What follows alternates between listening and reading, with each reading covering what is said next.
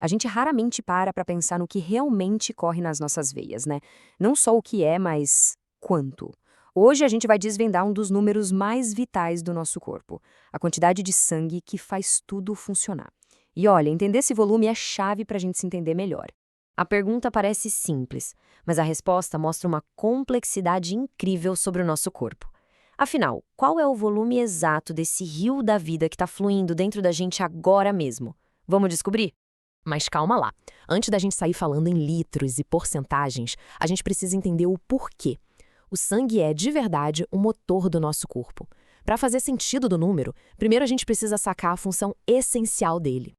Pensa no sangue não como um líquido qualquer, mas como o sistema de logística mais eficiente do mundo. Ele é tipo um serviço de entrega e de coleta que atende trilhões de células, levando oxigênio e nutrientes e, claro, tirando o lixo. Sem ele, simples assim, o sistema todo para. Ok, agora que a gente já entendeu o quão importante ele é, como dá para estimar o volume de sangue no corpo? Parece complicado, né? Mas tem uma regrinha de ouro, quase um truque para isso. Vamos ver qual é.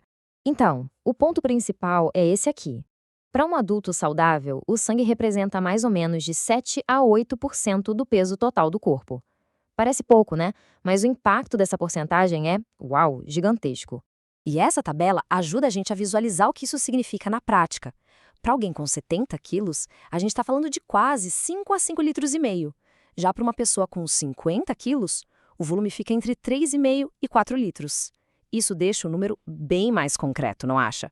Só que, claro, na biologia, nada é uma receita de bolo. A regra dos 8% é um ótimo começo. Mas a verdade é que o volume de sangue varia de pessoa para pessoa. E tem vários fatores que influenciam nisso. Um dos fatores mais conhecidos é o sexo. Como o gráfico mostra, homens, em média, têm mais sangue. E o porquê é bem lógico. Geralmente eles têm mais massa corporal, mais músculos, e músculo precisa de muito oxigênio, muito nutriente para funcionar. Então precisa de mais sangue para levar tudo isso. Agora, olha que interessante essa outra variação, a idade. E aqui vem uma surpresa para muita gente. Proporcionalmente, falando de mililitros por quilo, um bebê recém-nascido tem bem mais sangue que um adulto. São cerca de 85 a 90 mililitros por quilo, enquanto um adulto tem entre 70 e 80.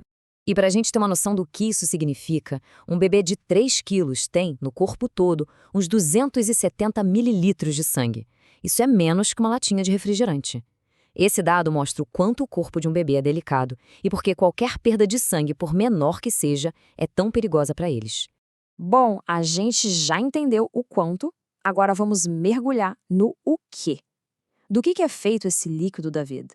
Vamos dar uma olhada por dentro. Basicamente, o nosso sangue é uma mistura de duas partes principais. Como o gráfico deixa claro, mais da metade, uns 55%, é o plasma, a parte líquida. Os outros 45% são as células sanguíneas, tipo os glóbulos vermelhos que levam oxigênio e os glóbulos brancos, que são a nossa defesa. Ah, e um detalhe rápido, mas super importante. Esse plasma é tipo 90% água. E aí a gente entende na hora por que beber água é tão fundamental, né? É para manter o volume do sangue em dia funcionando direitinho. Bom, e agora a gente entra na parte final. E talvez a mais crítica de todas. O momento em que o volume de sangue vira uma questão de vida ou morte. Grava bem esse número, 15%. O nosso corpo é uma máquina incrível, super resistente. Geralmente, ele consegue aguentar uma perda de até 15% do volume total de sangue sem entrar em colapso, sem ter problemas mais graves. Para a gente entender isso na prática, uma pessoa com 5 litros de sangue, por exemplo, pode perder até 750 mililitros. Pensa numa garrafa de água daquelas maiores.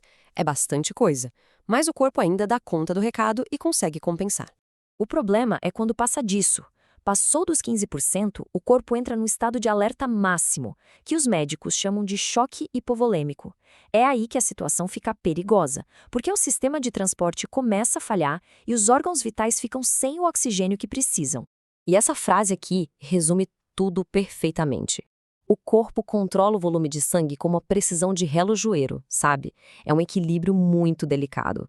Qualquer perda significativa que bagunce esse sistema pode ser extremamente perigosa. Então, fica a reflexão final. Sabendo desse limite, desse número de 15%, será que a gente vai olhar para um sangramento da mesma forma?